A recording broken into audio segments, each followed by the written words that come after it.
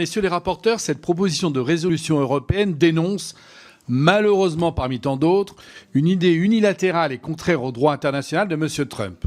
Néanmoins, pour M. Trump, peut-être qu'après la Côte d'Azur en Palestine, le Groenland pourrait devenir, selon lui, pourquoi pas les Pyrénées des États-Unis. Plus sérieusement, cette proposition est nécessaire, voire indispensable, car il convient de rappeler l'attachement de la France au respect de la souveraineté de ses voisins et alliés européens, et donc par extension à la souveraineté européenne dans son ensemble.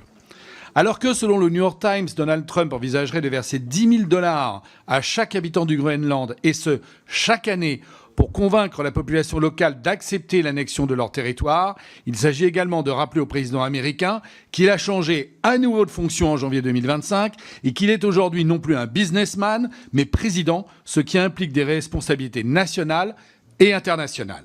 Il s'agit également de rappeler que les territoires européens ne sont pas des marchandises et ne sont donc pas à vendre.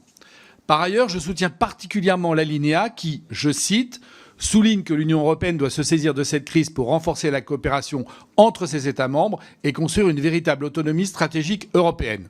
Je rajouterai tout en respectant la souveraineté de chacun des États membres. En effet, je partage pleinement cette analyse, d'autant plus que le premier mandat de Trump, mais également les nombreuses crises qu'il engendre aujourd'hui durant son deuxième mandat, auraient déjà dû nous pousser à mieux définir ou à redéfinir, tout court, notre stratégie européenne. Signataire de votre proposition de résolution européenne, mais également très attaché au droit international, je ne peux, nous ne pouvons, que soutenir les dispositions que vous proposez et défendez. Je voterai donc bien entendu pour cette résolution et je vous en remercie. Merci beaucoup, monsieur le député. J'ai oublié de préciser aux co-rapporteurs, qui ne sont pas forcément des membres de notre commission, que l'on peut répondre aux orateurs de groupe à l'issue de leur, s'ils le souhaitent. Okay. Mais vous ne le souhaitez pas, pour l'instant. Si c'est l'usage, on peut. Hein. Oui, allez-y. Je vais en profiter, du coup, je vais répondre aux deux orateurs du groupe Lyot et du groupe Modem. Je pense que, si je ne suis pas complet, mon co-rapporteur complétera. Je pense qu'on se retrouve tous, et pour ceux qui ont co-signé le texte, dans le fait qu'au-delà de la dénonciation des déclarations et de certains actes, parce que s'il n'y a pas d'acte agressif au sens étatique, il y a quand même le fils du président américain ou d'autres personnalités de l'entourage et de l'administration Trump qui se sont rendus au Danemark, notamment en bénéficiant de l'emprise militaire qui est la base militaire dont il dispose dans le cadre de l'accord de sécurité de 1951 au Groenland.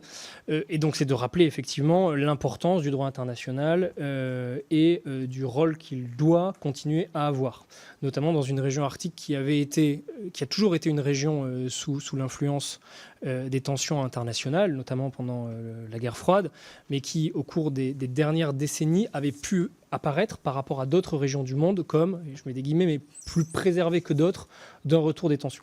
Donc il y a bien la volonté pour nous de redire qu'il faut préserver cette zone hautement fragile sur le plan environnemental, surtout au regard des ressources qu'elle pourrait abriter et des convoitises qu'elle fait naître chez certains businessmen, malgré le fait qu'il soit devenu président entre-temps. Donc de l'importance du respect du droit international.